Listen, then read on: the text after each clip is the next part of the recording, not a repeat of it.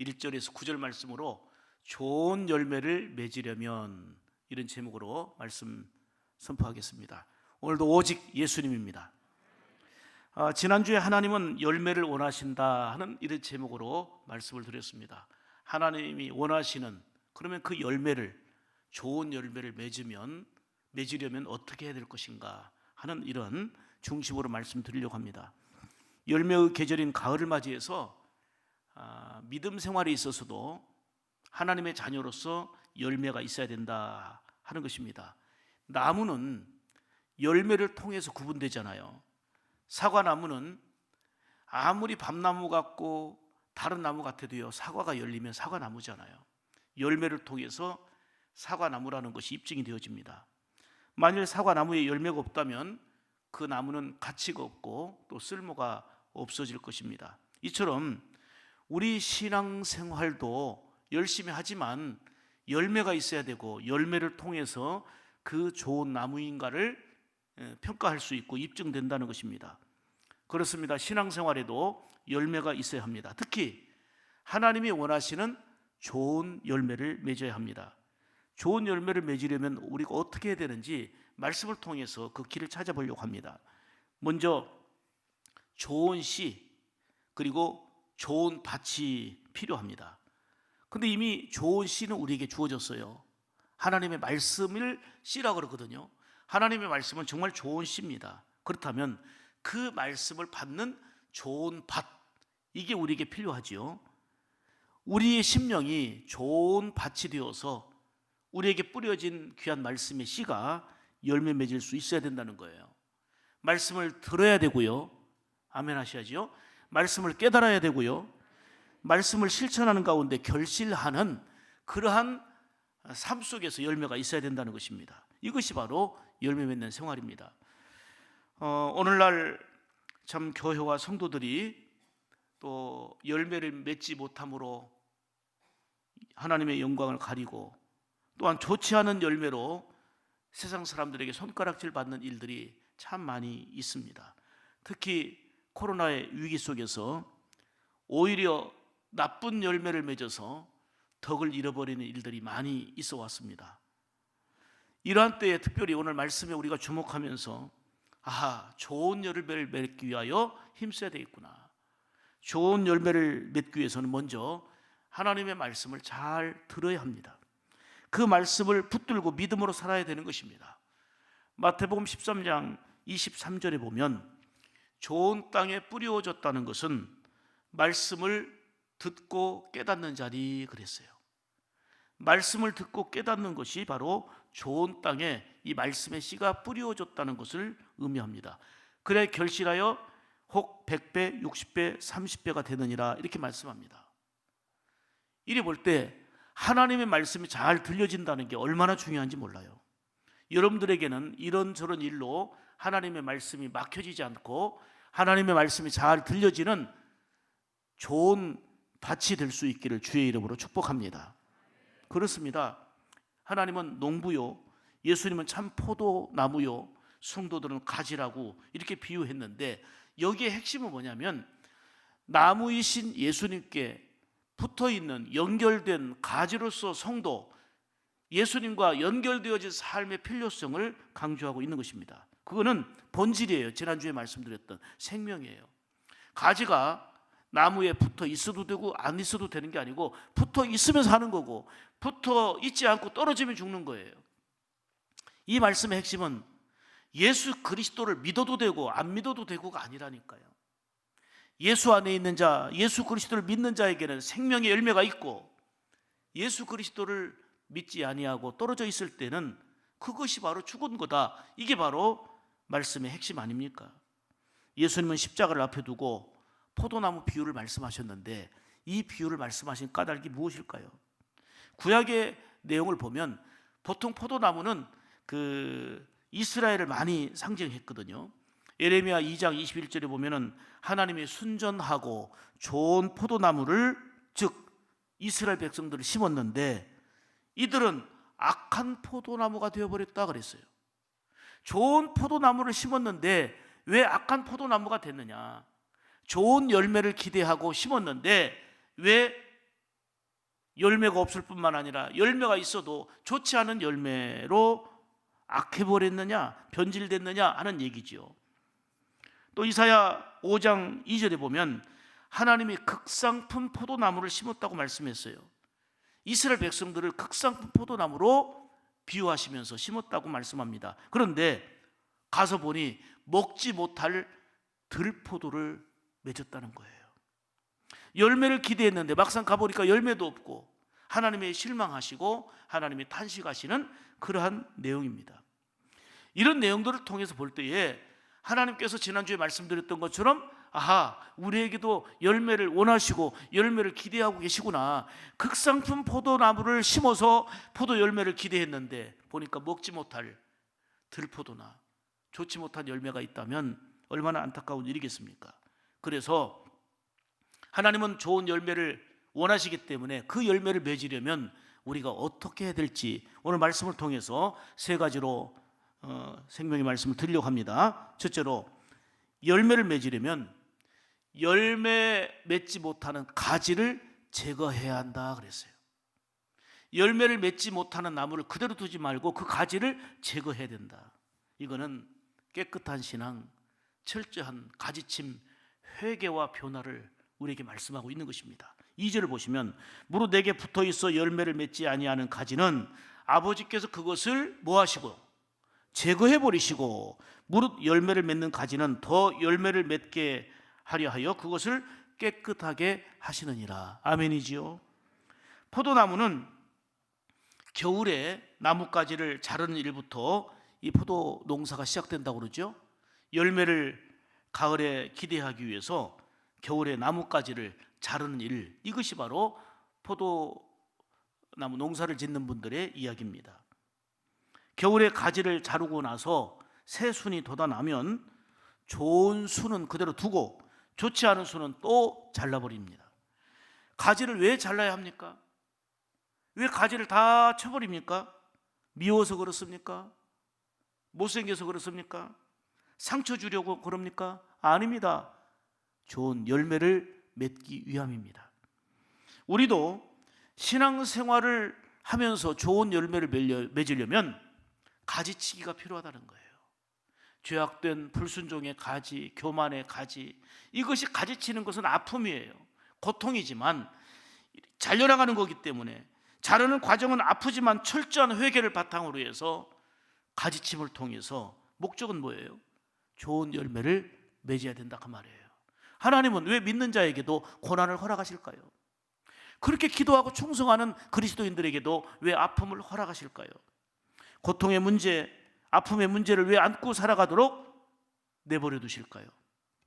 나쁜 열매를 맺는 가지를 자르고 제거하는 아픔은 있지만 이를 통해서 더 깨끗해지고 좋은 열매를 맺도록 인도하시는 사랑의 과정이라는 것을 기억하시기를 축복합니다.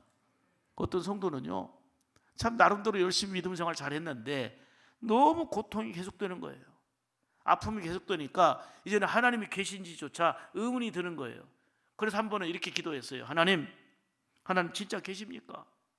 아니, 하나님 저를 정말 사랑하십니까? 사랑하신다면서요. 사랑하시는데 왜 이렇게 고통과 아픔이 연속이 됩니까?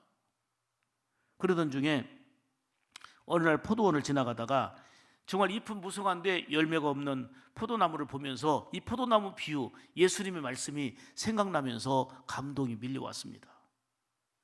이때 이제 마음에 귀한 음성이 들렸는데, 딸아, 너는 지금 당하고 있는 고통으로 나를 의심하느냐? 기억해라. 주인이 포도나무 가지치기를 하지 않는 것은 아무것도 기대하지 않고 포기해버리기 때문이다. 너에게도 고통스럽게 가지치기를 하지 않기를 원하느냐? 열매 맺는 것을 원치 않느냐라고 하는 그런 깨달음이 온 거예요. 이 깨달음 속에서 감동의 눈물이 밀려온 이 성도는 하나님이 나의 주인이심을 고백하면서 이제는 알겠습니다. 아프지만 비록 힘들지만 더 저를 가지치기 해주십시오. 가지치기 과정이 아프고 힘들지만 저를 더 가지치게 해주셔서 이로 인해서 좋은 열매를 맺을 수 있다면 인내하겠습니다. 믿음으로 기다리겠습니다. 저는 이 내용을 듣고 큰 감동을 받았어요.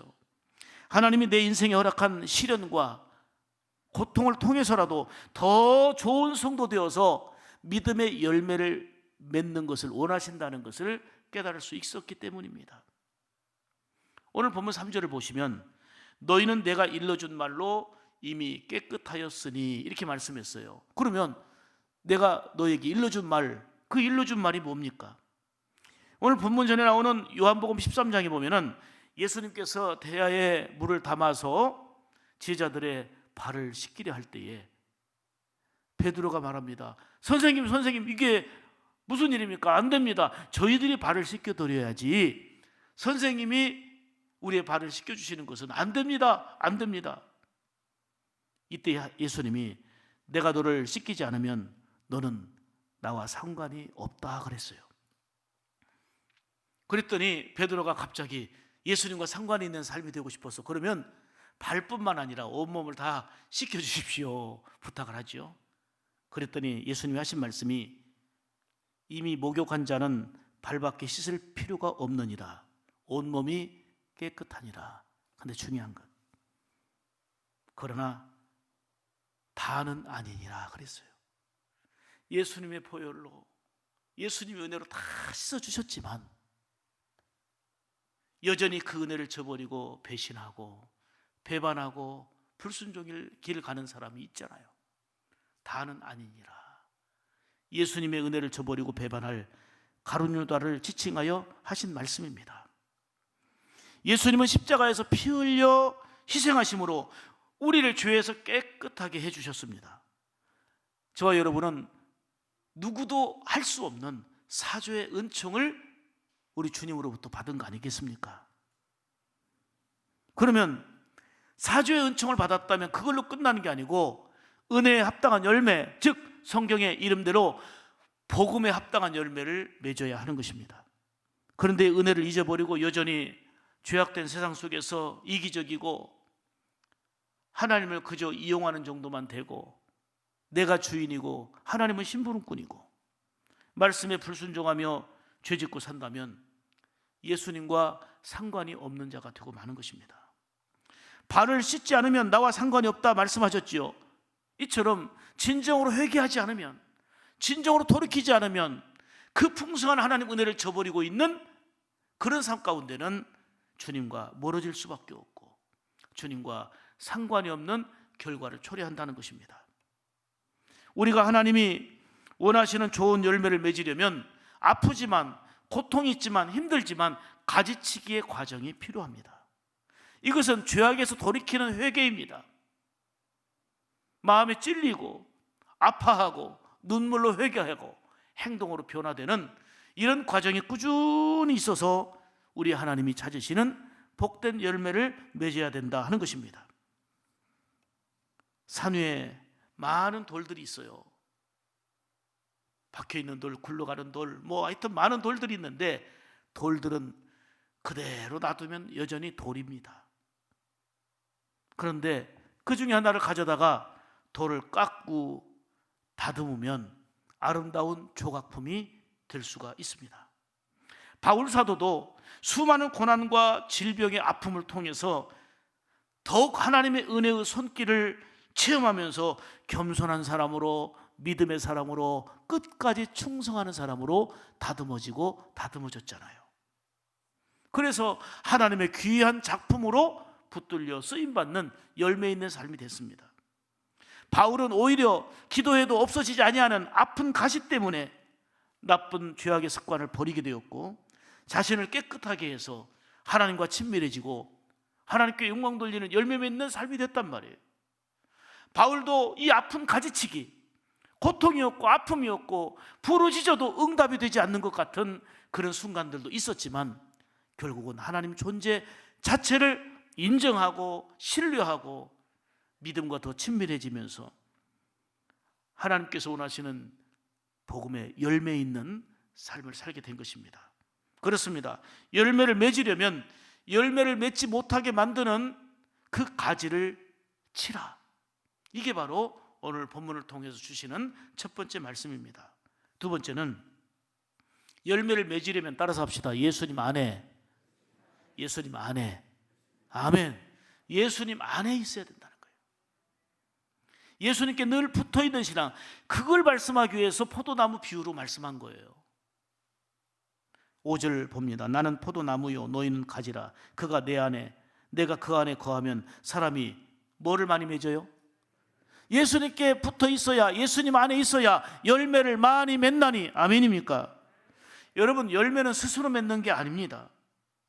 4절도 보면 너희도 내 안에 있지 아니하면 과실을 맺을 수 없다 그랬어요. 예수님 안에 있고가 열매 맺고 예수님 안에 없고가 열매 없는 겁니다. 이 말씀은 생명의 나무이신 예수님께 믿음으로 연결되고 붙어 있어야 열매를 맺는다 하는 말씀입니다. 다시 말하면 비가 오나 눈이 오나 바람 부나 아주 날씨가 좋으나 인생의 어떤 기상 변화 속에서도 예수님 안에 있는 인생이 되라 그 말입니다. 삶이 고달프고 힘든 것은 내 노력으로 내 힘으로 열매 맺으려 하기 때문입니다. 여러분, 스스로 나무가 되려고 하는 것은 애씀과 동시에 전혀 결과를 기대할 수 없는 일 아니겠습니까? 사람들은 내 힘으로 내 스스로 나무가 되려 하다 보니 힘들다, 안 된다, 못한다 하면서 탄식하고 원망하고 불평하는 일들이 반복되는 것입니다. 오늘 본문의 말씀처럼 나무는 예수님이십니다. 우리는 나무이신 예수님께 붙어있는 가지입니다. 가지는 결코 스스로 열매를 맺을 수가 없습니다. 반드시 나무에 붙어 있어야만 됩니다. 거기에서 수분을 공급받고 영양을 공급받고, 이처럼 예수님 안에서 그분의 은혜를 힘입고 그분의 사랑을 힘입고 놀라운 은총 가운데서 하나님이 찾으시는 열매 있는 삶이 된다 그 얘기입니다. 그래서 오늘 본문의 강조가 뭐예요? 내 안에 거하라, 곧 예수님 안에 거하라는 말이 7번 강조되고 있습니다. 이는 가지가 줄기를 떠나면 말라지고 죽듯이 예수님을 떠나면 죽는다는 것을 거듭거듭 강조해서 하신 말씀입니다. 세상에서 출세하고 사업이 잘 되는 건 좋은 일인데 예수님 안에 거하지 않으면 알곡 열매는 될 수 없습니다. 이 땅에서는 잠시 남들보다 편안하게 살고 화려한 삶을 살지는 몰라도 찬란한 영원히 빛나는 천국과는 상관이 없는 삶이 되고 맙니다.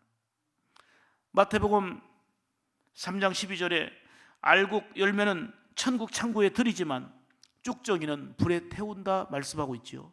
지옥을 면할 길이 없다는 얘기입니다. 그래서 예수님 안에 거하는 가운데 열매 맺는 신앙생활의 필요성을 거듭거듭 강조하고 있는 것입니다. 예수님 없는 출세와 성공, 예수님 없는 번영을 성경은 말합니다. 부러워하지 말아라. 악인의 형통을 부러워하지 말아라. 악인의 형통은 그 순간뿐이고 그 뒤에 보장이 없다는 겁니다.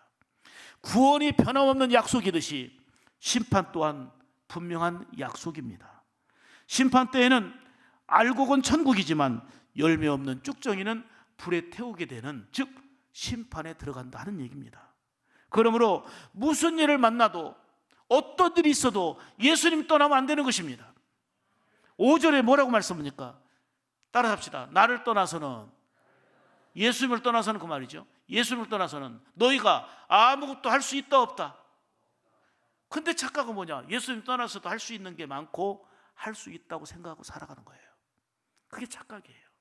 주님은 말씀하시기를 나를 떠나서 너희가 아무것도 할 수 없다. 아멘이지요. 아무리 많은 수고를 하고 업적을 쌓아도 예수님을 떠나서는 아무것도 할 수 없습니다. 최고의 지혜는 인간적인 힘과 방법이 아니라 예수님의 힘으로 그 은혜로 사는 것입니다. 삶 가운데 위로와 평안과 그리고 근본적인 은혜를 예수님 말고 어디서 우리가 공급받을 수 있겠습니까? 성경에 보면 나오미가 나옵니다. 나오미가 사는 그 지역에 큰 기근이 들어가지고 먹고 살기조차 힘이 듭니다. 너무 힘이 들어요. 그래서 남편과 두 아들과 함께 데리고 모압으로, 성경에 보면 표현이 내려갔다 그랬어요. 물론 위치적으로 내려가는 곳이니까 내려갔다고 하지만, 내려간다는 것 자체가, 신앙생활에 내려간다는 것 자체가 이거는 문제가 되기 때문에 그런 영적인 의미를 연결해서 보면 좋겠습니다.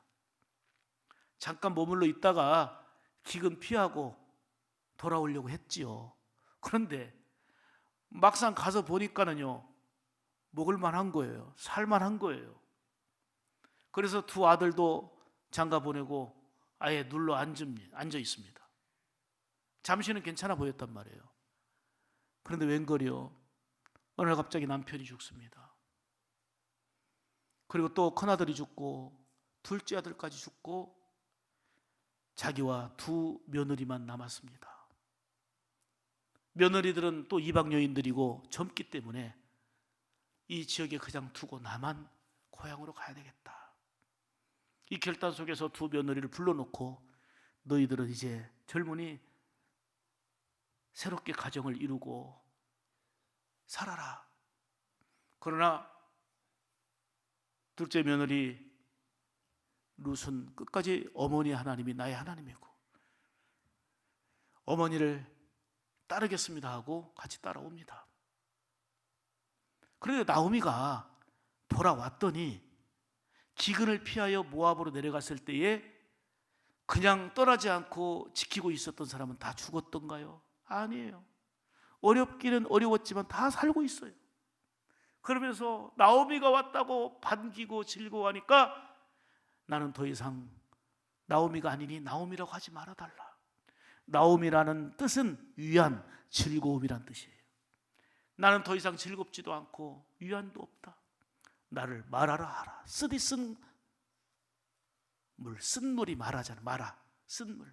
나의 인생은 쓰고 고달프고 아프다. 나는 나오미라 하지 말고 말하라 하라. 이렇게 다시 되돌아온 나오미는 여기서 하나님의 긍휼과 은혜를 힘입게 되고 룻과 보아스와 이 관계 속에서 정말 놀라운 하나님의 은혜를 누리는데요. 자, 이걸 말씀드리려고 합니다. 그 이후에도 수많은 기근이 있고 수많은 어려움이 있었겠지만 나오미가 다시 모압으로 내려갔을까요? 안 내려갔을까요? 이 은혜를 체험한 사람은 절대로 안 내려갑니다. 발로 차도 안 내려갑니다. 우리가 믿음 생활하면서도 하나님의 은혜를 크게 힘입고 살면서도 때로는 시험 들 때가 있고 어려울 때가 있고 속상할 때가 있어요. 그래서 잠시 저 모압으로 내려가서 한 1년만 예수 안 믿고 1년만 교회 머물고 이제 안 나오고 이런 생각을 해요. 그래도 살만하니까. 아니 그래도 한두 주 빠지면 마음이 불안했는데 1년 지나도 괜찮네. 2년 지나도 괜찮네. 우리 집안 다 잘 되네. 요게 착각이 되는 거예요. 그런데 나오미와 같이 절대적인 하나님의 은혜를 힘입으면 시험이 와도 환난이 와도 아니 발로 차도 절대로 내려가지 않고 예수님 떠나지 않고 그분 안에 산다 그 말이에요. 그게 확고한 신앙이에요. 기독교라는 교회 생활을 하는 종교 생활이 아니라 예수를 주로 믿는 그리스도로 믿고 고백하는 성도의 삶은 때로는 구름 끼기도 하고 소낙비가 내리기도 하고 태풍을 만나기도 하고 여러 가지 일들이 있지만 여전히 그 가운데 함께 하시는 우리의 주가 되시는 예수님을 떠나지 않고 그분과 함께 사는 거예요. 그래서 오늘 본문의 강조는 나를 떠나서는 너희가 아무것도 할 수 없다 말씀하고 있고 내 안에 거하라 그리하면 너희에게 열매가 있다 말씀하는 것입니다. 7절 말씀 보겠습니다. 너희가 내 안에 거하고 내 말이 너희 안에 거하면 무엇이든지 원하는 대로 구하라 그리하면 이루리라. 구하여 응답받는 조건이 있어요. 우리가 주님 안에 거하고 주님이 내 안에 거할 때 가능하다 그 말입니다. 바울은 이 은혜를 체험했기 때문에 얼마나 예수 안에 주 안에 서라 주 안에 서라를 강조했던지 153번이나 성경에 강조하고 있어요. 주 안에서 부모를 기쁘게 하라. 주 안에 서라. 주 안에 예수 안에 살아야 된다는 것입니다. 최신형 전자제품도 기가 막힌 성능을 가진 전자제품도요 저는 코드 연결하지 않으면 무용지물입니다. 이처럼 우리가 많이 배우고 건강하고 많은 것들을 자랑할 만한 것들이 있다 할지라도 예수 그리스도에게 연결되지 않으면 말씀처럼 나를 떠나서는 너희가 아무것도 할 수 없다. 이 말씀이 여러분들에게 들려지기를 원합니다. 깨달아지기를 원합니다. 아무리 아들, 딸이 공부 잘하고 출세했어도 주의를 잊어버리고 주님과 멀어지게 된다면 그것은 정말 안타까운 일이에요. 금식하면서라도 부르짖어 기도해야 합니다. 아무리 사업이 잘 되고 모든 일이 풍성해도 예수님과 멀어지거나 떨어지면 결코 안 된다 그 말입니다. 어느 성도의 간증입니다. 제가 마음에 깊은 감동이 됐어요. 건강했던 그가, 너무도 모든 것들이 잘 됐던 그가 종합검진을 받았는데 중병이 발견돼서 아니 세상에 내가 할 일도 많고 계획도 많은데 이제는 생을 마감해야 될 상황에 놓였어요. 실망하고 낙심하고 절망했는데 목사님이 그를 신방을 했대요. 그랬더니 눈물로 고백하는 거예요. 목사님, 저도 목사 아들입니다. 아버지가 개척교회 하면서 너무너무 힘들고 어렵게 사는 것을 우리는 겪어왔습니다. 그 중에도 매일 가정예배를 드렸는데 가정예배 드리면서 아버지가 빼놓지 않고 한 말씀이 있는데 우리가 예수님 붙잡으면 다 붙잡는 것이고 예수님 놓치면 다 놓치는 거다. 가정예배 때마다 하신 말씀인데요, 그게 너무너무 싫었다는 거예요. 예수님 붙잡으면 다 붙잡는 거고 예수님 놓치면 다 놓치는 거다. 너무너무 싫었어요. 아니 우리는 예수님 붙드는데도 왜 가난하고 예수님 붙드는데도 이렇게 가난하고 힘들고 예수님 없는 사람들은 너무너무 가진 거 누리는 거 풍성하고 아이고 예수님 붙들어도 소용없구만. 아버지 얘기를 듣기가 싫었고 가정 예배를 드리기가 싫었습니다. 그래서 집을 가출해 버렸어요. 그래서 정상적인 학교를 다니지 못하고 고학을 하면서 공부했는데 원래 머리가 좀 있고 하니까요 외무고시에 합격을 했어요. 오랫동안 외교관 생활하면서 내 자식들만큼은 나처럼 고생하지 않도록 해야 되겠다고 최고로 뒷받침해 줬어요. 최고로 밀어줬어요. 다행히 자녀들 모두가 대학 교수가 됐습니다. 너무너무 잘 됐어요. 그리고는 아버지한테 이렇게 말한 거예요. 아버지, 저는 예수님을 붙잡지 않고도 스스로 해냈습니다. 아버지는 예수님 붙잡으면 다 붙잡는 거고 예수님 잃어버리면 다 잃어버린다는 거 말씀했는데요, 저는 예수님 안 붙잡고도 예수님 떠나고도 다 이루어냈습니다. 너무너무 잘 됐습니다. 아버지는 예수님 붙잡고도 가난과 고통을 우리에게 남겨줬지만 저는 예수님 안 붙잡고도 저는 외무고시 합격했고 그리고 자녀들은 다 대학 교수가 됐고 너무 잘 되고 있습니다. 아무런 걱정 없이 살았습니다. 그러던 중에 세상 큰 산 같은 많은 계획들을 놔두고 중병에 걸려서 죽음을 앞에 둔 거예요. 나에게 이런 일이 있을 줄 몰랐죠. 이런 일이 있을 줄 전혀 예상하지 못했죠. 건강하던 내가 얼마 살지 못한다는 이 말에 충격을 받았어요. 정말 살 의욕이 없었어요. 그렇지만 옛날 가정예배 드리면서 예수님 붙잡으면 모든 걸 붙잡는 거고 예수님 없으면 다 없는 거다, 이 말씀이 이때 다시 생각이 난 거예요. 죽음의 문턱에서 예수님이 나에게 전부입니다 하고 회개하며 눈물로 기도했어요. 그러다가 어릴 때의 신앙을 회복하면서 죽음의 병상에서 나는 이제 죽게 되지만 믿음으로 천국에 가겠다는 확신이 생겼어요. 나는 이제 죽어도 천국에 간다. 예수님 붙잡고 천국에 간다. 그런데 문제는 자녀들인 거예요.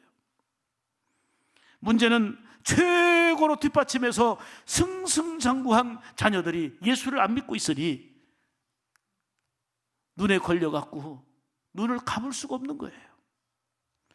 그래서 아들들을 불러놓고 옛날 어릴 때 아버지가 들려줬던 말을 그대로 했습니다. 얘들아, 예수님 붙잡으면 다 붙잡고 예수님 놓치면 다 놓치는 거다. 그랬더니 너무 기운도 없고 힘을 잃어버린 아버지 앞에서 자식들이 말합니다. 아버지 너무 약해지셨군요. 왜 평소 안 하던 그런 말씀을 하십니까? 아버지 너무 약해지셨습니다. 아버지는 병상에서 눈물의 탄식만 나왔습니다. 비록 우리 아들들이 육신적으로 성공한 것 같이 보이지만 예수님 없이 살다 지옥 갈 자식들을 생각하니 마음이 아파서 마지막 죽으면서까지 예수님 붙잡으면 다 잡는 것이고 예수님 놓치면 다 놓치는 것이다, 이 말을 자식들 앞에서 외치고 죽음을 맞이했습니다. 사랑하는 여러분, 하나님이 원하시는 좋은 열매를 맺으려면 어떤 일이 있어도 예수님 떠나면 아니 됩니다. 예수님 떠나도 잘 되는 것처럼 보입니다.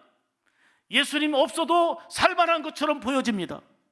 세상이 좋아지고 대한민국이 더 좋아지다 보니 예수님 붙잡아도 더 가난하고 더 고통 가운데 있고 어려운 교회 다니는 사람들의 눈이 보여지니까 영원한 천국, 찬란한 천국, 하나님이 약속하신 영광의 세계까지도 현실의 벽에 부딪혀 보지 못하게 되는, 그래서 착각 속에 살게 되는 우매함 속에 빠지는 것입니다.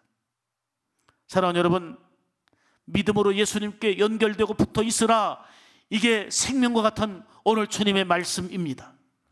때로는 좋지 않는 죄된 습관을 버리도록 가지치기 위해서 아픔이 있고 고통이 있고 어려움이 있는 것 같지만 그 가지치기를 통해서 예수님이 원하시는, 우리 하나님이 원하시는 열매를 맺는 거라면 인내하며 믿음의 주요 또 온전케 하시는 이이신 예수님을 바라보며 살아갈 때에 결코 하나님의 약속대로, 주님의 확고한 약속대로 열매 있는 삶이 될 줄 믿습니다.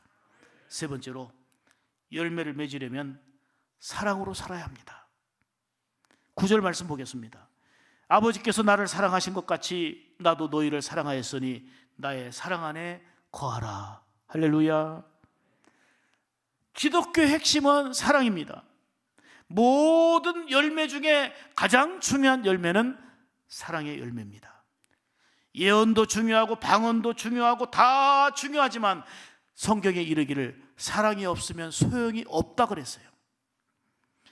하나님을 사랑하면 계명을 지킵니다. 그 계명 중에 가장 중요한 계명이 바로 사랑의 계명입니다. 크고 첫째 되는 계명은 하나님을 마음과 뜻을 다해 목숨 다해 사랑하는 것이고, 두 번째 계명은 이와 같으니 이웃을 네 몸처럼 사랑하라. 이렇게 주님은 사랑의 계명을 우리에게 주셨습니다. 오늘 본문에도 예수님 사랑 안에 거하라, 예수님 사랑 안에서 사랑의 열매를 맺어라, 이 말씀입니다. 십자가의 죽음을 앞에 둔 예수님께서는 사랑을 실천해야 될 것을 세족식을 통해서 친히 보여주셨습니다. 너희도 서로 발을 씻기는 것이 옳으니라. 내가 너희에게 행한 것 같이 너희도 행하게 하려 하여 본을 보였노라. 할렐루야. 요한복음 13장 34절 이하에 새 계명을 너희에게 주노니 서로 사랑하라. 내가 너희를 사랑한 것 같이 너희도 서로 사랑하라. 너희가 서로 사랑하면 이로써 모든 사람이 내 제자인 줄 알리라. 사랑하는 모습을 통해서 아하, 예수님의 사람이구나, 예수님의 제자이구나 알게 된다는 것입니다. 이토록 예수님은 우리에게 열매를 원하시는데 그 열매의 중심이 사랑입니다. 하나님이 우리를 독생자까지 아끼지 않으시고 우리를 사랑하셨습니다. 이제 우리도 그 은혜 감사하며 사랑으로 반응하는 거, 이게 건강한 성도의 삶입니다. 여러분, 어느 곳에든지 사랑이 있으면 통합니다. 교회도 사랑이 있으면 통하는 거고, 가정도 잘 살고 못 살고는 있을 수 있으나 사랑이 있으면 통하는 거예요. 오늘날 문제가 뭐예요? 내가 옳다는 것 때문이에요. 똑똑하다는 것 때문이에요. 믿음도 소망도 사랑도 중요한 거고, 그러나 그 중에 제일은 사랑이라 말씀하십니다. 마태복음 25장에 보면 예수님이 마지막 심판 때에 양과 염소를 나눕니다. 양은 즉 그 천국에, 염소는 지옥에 심판하신다 그 얘기거든요. 그런데 양과 염소를 나누는 기준이 무엇입니까? 사랑했느냐 안 했느냐입니다. 저 사람이 줄이고 힘들 때 먹을 걸 주었는데 그건 나에게 한 거다. 저 사람이 힘들고 어려운데 네 배만 채우고 너만을 위했지 그 사람을 위하지 않은 것은 나를 위하지 않은 거다. 사랑했느냐 안 했느냐? 말이 안 되죠. 예수님을 믿어야 구원이지 뭐 사랑 실천해야 구원입니까? 맞는 말입니다. 믿어야 구원인데 진짜 믿으면 사랑의 열매가 있다는 거예요. 사랑의 열매가 없다는 것은 제대로 안 믿고 있다는 거예요. 믿어서 구원은 맞아요. 그런데 사랑의 열매가 없다는 것은 기독교라는 종교인일 수는 있지만 진짜 주님이 찾으시는 믿음의 사람은 아니라는 거예요. 사랑하는 여러분, 구원은 믿음으로 받지만 그 믿음의 열매는 사랑입니다. 사랑의 열매가 없으면 그 믿음이 참되지 않음을 주님이 말씀하는 것입니다. 왜요? 그 열매를 보아 나무를 알 수 있기 때문입니다. 말세의 특징이 뭡니까? 사랑이 식어지는 것입니다. 오직 자기 생각, 자기 이기주의에 빠져 있습니다. 사랑의 열매가 없으면 결코 하나님의 기쁨이 될 수가 없습니다. 최고의 열매는 예수님을 본받아서 사랑의 삶을 사는 것입니다. 사랑하는 여러분, 이번 한 주간도 이 귀한 열매의 계절 가을에 우리 하나님은 열매를 원하신다 그랬는데 좋은 열매를 맺기 위해서 열매 없는 가지치기, 아프고 고난이고 힘들지라도 좋은 열매를 맺기 위한 가지치기 회개의 과정을 거쳐서 눈이 오나 비가 오나 인생에 밤이 오나 낮이 오나 어떤 상황에서도 예수님 안에 있는 이런 삶 가운데 예수님의 사랑의 삶을 실천하는 가운데 주님이 찾으시는 사랑의 열매로 그리고 좋은 열매로 하나님께는 영광이 되어지고 세상에는 귀한 또 빛이 되는 우리 샘물 가족들이 다 되시기를 주님의 이름으로 축복합니다. 기도합니다. 하나님,